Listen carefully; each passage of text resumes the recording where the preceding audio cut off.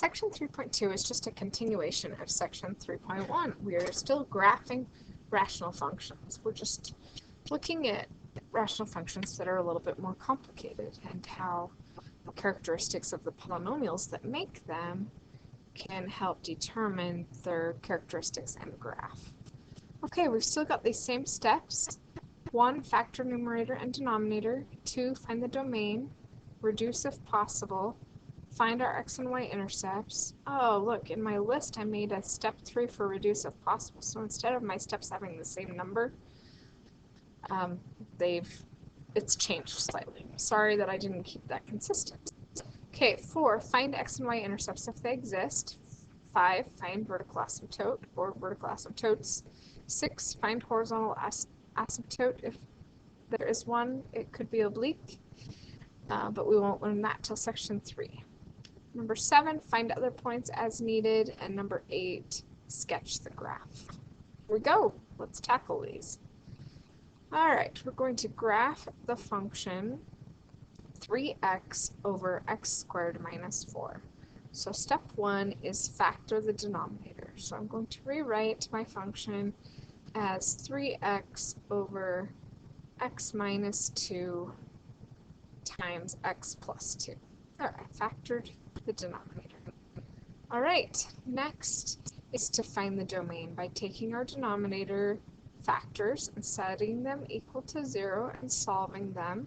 So we should discover here that our domain is that x cannot equal 2 or negative 2.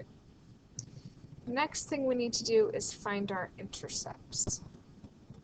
So it usually is easier to it makes it a little easier to find the intercepts if you go ahead and reduce it at this point, which is why I put that as step 3. So looking at our function here, it does not reduce, so we can skip that. Let's go to our intercepts. So we're going to go 3x equals 0. That's where we just set the numerator equal to 0, so x equals 0. So we have an intercept at 0, 0. Then for our y-intercepts, we would go 3 times 0 over 0 minus 2 times 0 plus 2. Hopefully it makes sense that if there's an x-intercept at 0, 0, that also means that there's a y-intercept at 0, 0. We end up, when we do this, getting 0 over negative 4. It doesn't matter what the bottom number is. That signifies the number of pieces our fraction has been cut into. But if we have 0 pieces, that still is simply 0. So again, 0, 0 is the answer, which means we just have an intercept at 0, 0.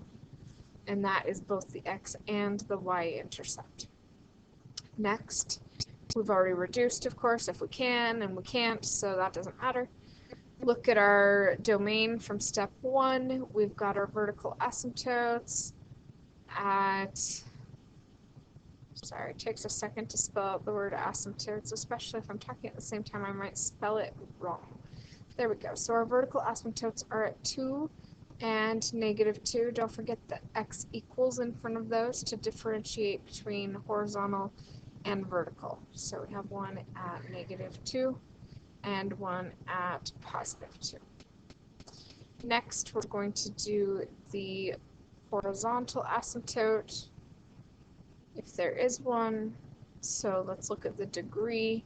We've got degree 1 over degree 2. So that tells us that there's a horizontal asymptote at 0. I'm just going to keep these the same color. So my asymptotes are all going to be green. There it is.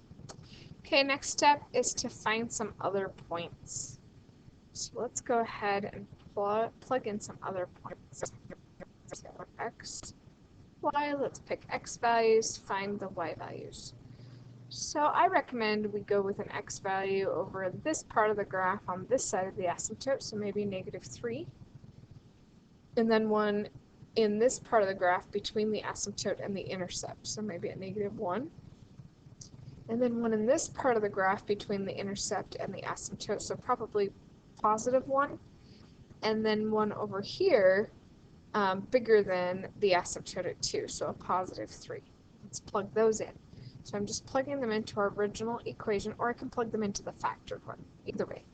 So negative 3 times 3 is negative 9, and then negative 3 minus 2 is negative 5, and negative 3 plus 2 is negative 1. So we get negative 9 over positive 5, or negative 9/5, or negative 1 4/5. So if we want to plot that point, it would be negative 3 and then negative 1 4/5. So approximately here.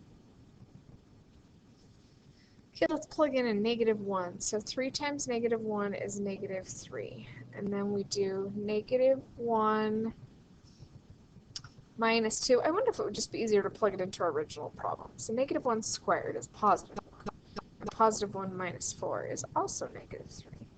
So negative 3 divided by negative 3 is positive 1.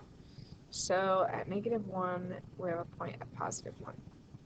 Okay, positive 1, let's plug it into our original. So 3 times 1 is 3. And then 1 squared is 1. Minus 4 is negative 3. And 3 divided by negative 3 is negative 1. That puts a point right here. Then our last point that we're going to plug in is at 3. 3 times 3 is 9. 3 squared is 9. And 9 minus 4 is 5. So that gives us 9/5, which is 1 4/5. So when we go over 3, we're going up 1 4/5, approximately here. Now remember my little disclaimer at the beginning that a graph can cross a horizontal asymptote.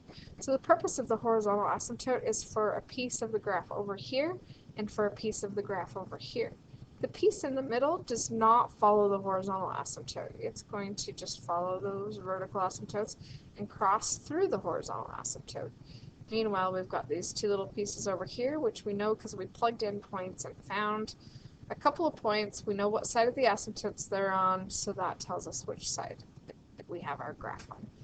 Now, lower on this page, I've got an actual graph that's been created for this picture. Let me go to a full screen so you can see it. And move this up a little so we can compare. What do you think? How did we do?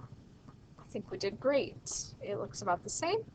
As you're working through this stuff at home, even though you can't use Desmos on a test, you can still use it to help you learn stuff, to help you practice. Now, I feel like something about our graph is wrong, because look at this point at 3. There's a point at 2 instead of 1. Didn't I get 1? Oh, no, I got 1 4/5, which is almost a 2.